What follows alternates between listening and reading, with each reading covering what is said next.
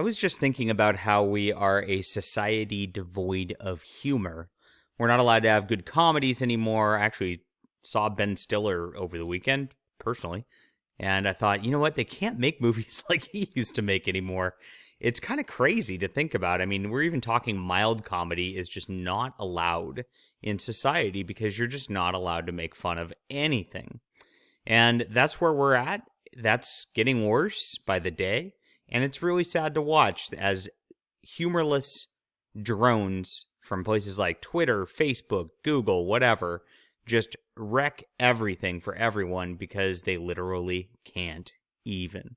Hi, my name is John Delarose. I am the leading Hispanic voice in science fiction, #1 best-selling author, and award-winning comic creator.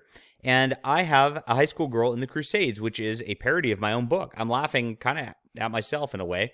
And there's a lot of other funny stuff in here too. If you enjoy just very fun, quirky humor, this is making fun of the isekai manga genre. It's a lot of fun, and that's what we try to provide. An alternative to corporate culture. The stuff that conservatives say they want and never can find, well, we have it. That link's in the description below, along with a lot of other ways to support the channel. We have a Patreon, channel memberships, all sorts of stuff.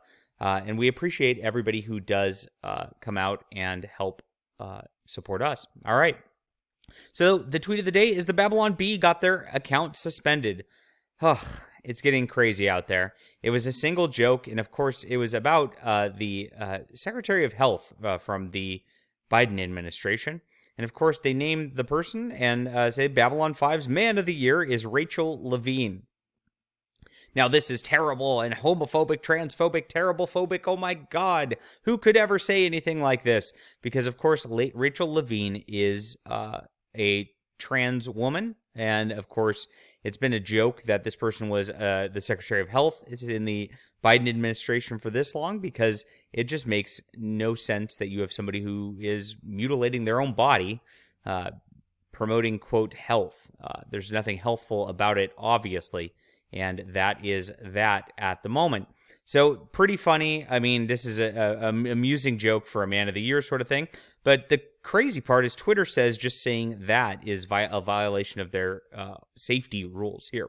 So you may not promote violence against or threaten or harass other people on the basis of race, ethnicity, national origin, sexual orientation, gender identity, religious affiliation, age, disability, or serious disease. So there was no violence promoted here, so there's no threatening promoted here. So I guess they call just a joke on a public figure harassment. Well, I don't think so. I mean, if they tagged the person and tried to get in their face about it, you can make an argument there. But now just making a joke is considered harassment, period, whenever. And of course, Twitter doesn't apply this standard fairly across anything. If you make fun of white people, if you make fun of men, that's totally fair game. If you make fun of Christians, all over their website. But no, don't make fun of somebody from the Biden administration. Don't make fun of a trans person. That's homophobic and transphobic and harassment every single time. So adults can't handle a joke is what it comes down to at this point.